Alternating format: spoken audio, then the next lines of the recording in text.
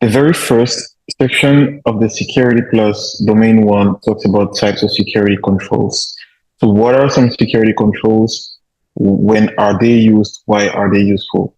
Before we get into that, it's important to talk about what is an organization, because we will be talking about this throughout all the five domains. At the end of the day, we are trying to protect organizations. We're trying to uh, generate an organizational safety. So, what is an organization? It is an entity formed for a specific purpose, composed of people who work together to achieve common goals. So, very easy definition, like government agencies, businesses, private institutions, educational institutions, healthcare, etc. They are structured, they have roles, responsibilities, and a hierarchical framework. So there's a hierarchy from top to regular. And what does the hierarchy look like?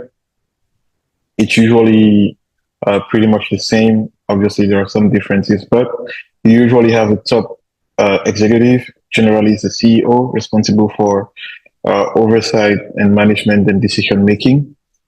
Under the CEO, you have an executive team, like the board, top management. Usually consists of the chief financial officer, the chief information security officer, the COO operational officer. It varies per organization, but it's usually like the job title can vary, but it's usually pretty much the same. Then you have middle management. So managers who oversee specific departments within the organization. You have management department heads, and you have the staff, the operational level employees who perform their specific roles and contribute to their daily tasks. So as a summary, you have senior management consisting of a board, and you have middle management with department managers, with human resource managers, risk managers, and you have your operational staff, your day-to-day GRC analysts, cybersecurity analysts, and more. So that's an organization. Now, what we want to achieve is organizational security. And organizational security includes the measures implemented in an organization to protect assets from threats. So the goal is to establish a system that protects the resources. And this is important to protect data, information, reputation, assets, people, and more. And what is one of the ways in which we can achieve organizational security is by having security controls. By having security controls. So what is a security control? These are measures. Security controls are measures taken to protect systems. And you can have them as technical, physical, and administrative. So we'll talk about the different types of security controls in the next slide. And then these are essential for managing security, managing risks, and reducing the effects or impact of cyber attacks.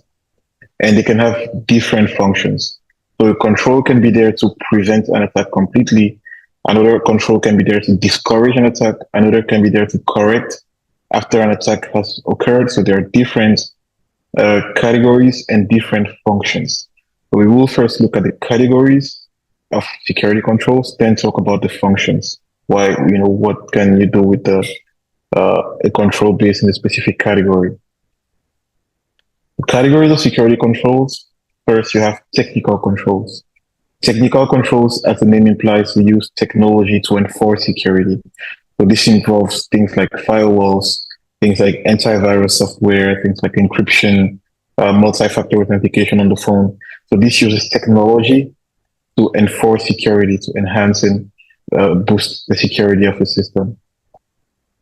You have managerial controls. Managerial controls involves policies, involves procedures, everything that's administrative level to manage security in an organization, like include security policies, having security policies to direct how an organization will manage their security, having audits, regularly auditing as well.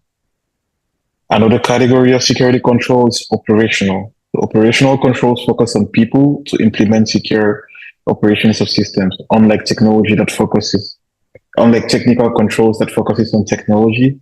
Operational controls focuses on people. And you have training programs, awareness programs, you have change management, which we will talk about in one of the next few topics. And you have physical controls. The physical controls involve the use of tangible measures to protect physical assets and control access to physical spaces. So here you have everything that you can think of physical, like keys and locks, security guards, biometric scanners, key card systems, fire suppression systems. Here it has to be tangible physical control. So these are the four types, four categories of controls. It can be technical, so it uses technology.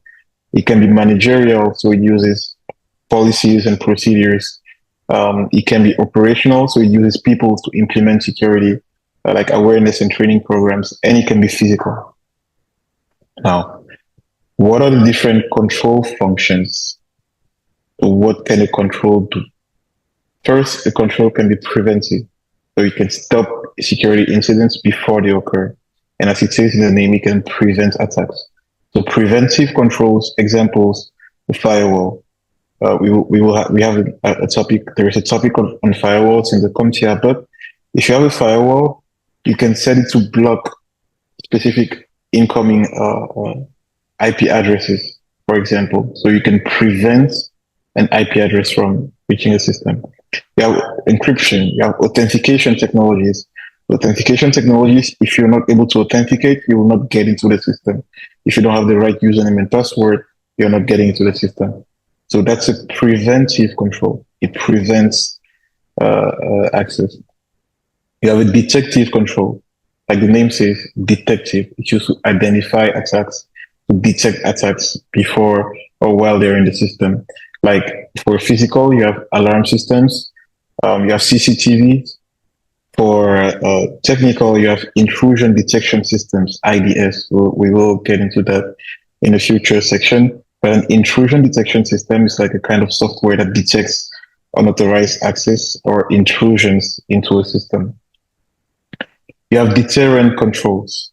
What's a deterrent control? It's used to discourage attackers by increasing the perceived difficulty of access. For example, when you see that sign, that warning sign on a door, it doesn't mean that you cannot enter the door. It's just there to discourage you from accessing. The warning signs or security policies is not because there is a security policy that you cannot perform an action. But once you see that, at least you know that you can face some repercussions if you perform the forbidden action. You have corrective controls. Corrective controls are used to restore systems and reduce the impact of cyber attacks. So if something happened, you can fix it like with generators. If there is an outage, you can use a generator to restore electricity. If you have backups and you were attacked, you can use your backup to restore data. If you are a system that's outdated and you was attacked, you can use patching to get the system back up to date. You have compensating controls. Compensating controls are alternative measures when the primary control is not feasible. For example, if the primary control is automatic patching and you're not able to do the automatic patching, you can do manual reviews while you're getting the systems back, operational. And you have directive controls. Directive controls are used to direct the actions of individuals. So an example, security policies direct actions of individuals. Training and awareness. When you train users and you raise their awareness, you're directing their actions and also standard operating procedures. So these are a few control functions, a few examples. We'll have a summary on the next slide, but just as a reminder, categories, it can be technical, it can be managerial, operational, physical, and functions, it can be to prevent completely an attack, like a security guard on the picture. It can be to detect an attack, like a CCTV. It can be to discourage or deter an attack, like a warning sign. It can be to correct after it occurred, like a generator. It can be to compensate, so find an alternative method, like manual reviews, or it can be to direct, like security policies as well. So here's a summary of control types and control categories. So you can see that, for example, preventive, you have preventive and technical. So a firewall right here is preventive and it's also technical. A warning banner on a website, for example, you see here alerts, maybe website down or something. It's technical, but it's deterrent. It's only discouraging. So a technically savvy hacker can still, get beyond the warning sign. Um, what else? And operational control. We talked about security training. It's preventive and operational, managed by people. Physical control. You have door locks and security guards. You have generators, which are physical and corrective to repair damage. All right, guys, was that interesting? If so, then subscribe to our YouTube channel and also follow us on all our social media platforms, including Instagram, Facebook, Twitter, LinkedIn, to know more and be the first people to see our amazing content that we have for you. Thanks, guys. We're glad to have you.